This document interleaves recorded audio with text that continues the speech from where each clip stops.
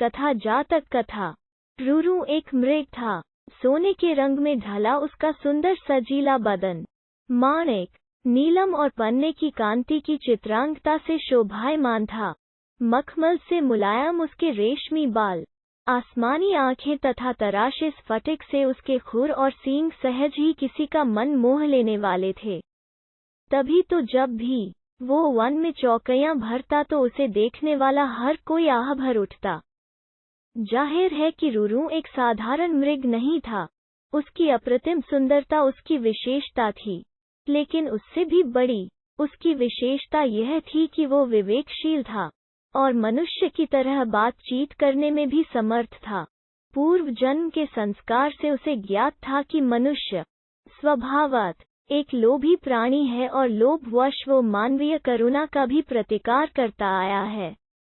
फिर भी सभी प्राणियों के लिए उसकी करुणा प्रबल थी और मनुष्य उसके करुणा भाव के लिए कोई अपवाद नहीं था। यही करुणा रूरू की सबसे बड़ी विशिष्टता थी। एक दिन रूरू जब वन में स्वच्छंद विहार कर रहा था तो उसे किसी मनुष्य की चीत्कार सुनाई दी। अनुसरण करता हुआ जब वो घटना स्थल पर पहुंचा तो उसने वहां की पहाड़ी नदी की धारा में एक आदमी को बहता पाया। रूरू की करुणा सहज ही फूट पड़ी।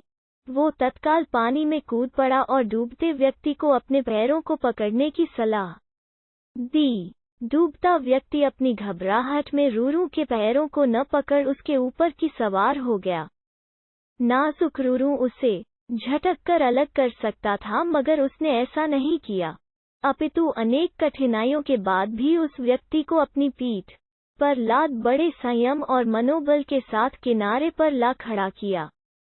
सुरक्षित आदमी ने जब रूरू को धन्यवाद देना चाहा तो रूरू ने उससे कहा, अगर तू सच में मुझे धन्यवाद देना चाहता है तो यह बात किसी को ही नहीं बताना कि तूने एक ऐसे मृग द्वारा पुनर्जीवन पाया है जो एक विशिष्ट स्वर्ण मृग है, क्योंकि तुम्हारी दुनिया के लोग जब मेरे अस्तित्व को जानेंगे तो वे निस्संदेह मेरा शिकार करना चाहेंगे।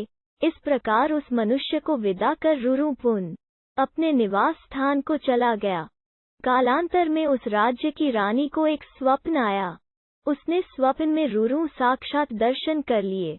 रूरू की सुंदरता पर मुग्ध और हर सुंदर वस्तु को प्राप्त करने की तीव्र अभिलाषा से रूरू को अपने पास रखने की उसकी लालसा प्रबल हुई। तत्काल उसने राजा से रूरू को ढूंढकर लाने का आग्रह किया। सत्ता में मद में चूर राजा उसकी याचना को ठुकरा नहीं सका। उसने नगर में ढिंढोरा पिटवा दिया कि जो कोई भी रानी द्वारा कल्पित मृग को ढूंढने में सहायक होगा उसे वो एक गांव तथा 10 सुंदर युवतियां पुरस्कार में देगा। राजा के ढिंढोरे की आवाज उस व्यक्ति ने भी सुनी जिसे रूरू ने बचाया था। उस व्यक्ति को रूरू का निवास स्थान मालूम था। बिना एक क्षण गंवाए वो दौड़ता हुआ राजा के दरबार में पहुंचा। फिर हाँफते हुए उसने रूरू का सारा भेद राजा के सामने उगल डाला।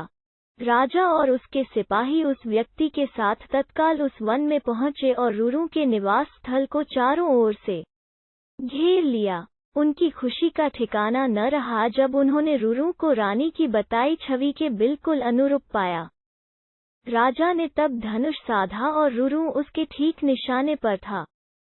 चारों तरफ से घिरे रूरू ने तब राजा से मनुष्य की भाषा में यह कहा, राजन, तुम मुझे मार डालो, मगर उससे पहले यह बताओ कि तुम्हें मेरा ठिकाना कैसे मालूम हुआ।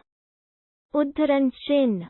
उत्तर में राजा ने अपने तीर को घुमाते हुए उस व्यक्ति के सामने रोक दिया जिसकी जान रूरू ने बचाई थी। रूरू के मुख से तभी यह वाक्य हठात फूट पड़ा, निकाल लो लकड़ी के कुंदे को, पानी से न निकालना कभी एक अकृतज्ञ इंसान को।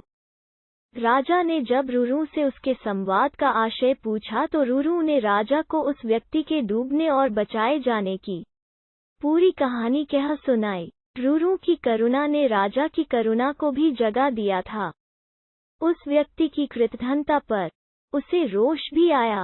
राजा ने उसी तीर से जब उस व्यक्ति का संहार करना चाहा तो करुणावतार मृग ने उस व्यक्ति का वध न करने की प्रार्थना की। रूरू की विशिष्टताओं से प्रभावित राजा ने उसे अपने साथ अपने राज्य में आने का निमंत्रण दिया। रूरू ने राजा के अनुग्रह का नहीं ठुकराया और कुछ दिनों तक वो राजा के आतिथ्य को स्वीकार कर पुनः अपने निवास स्थल को लौट गया।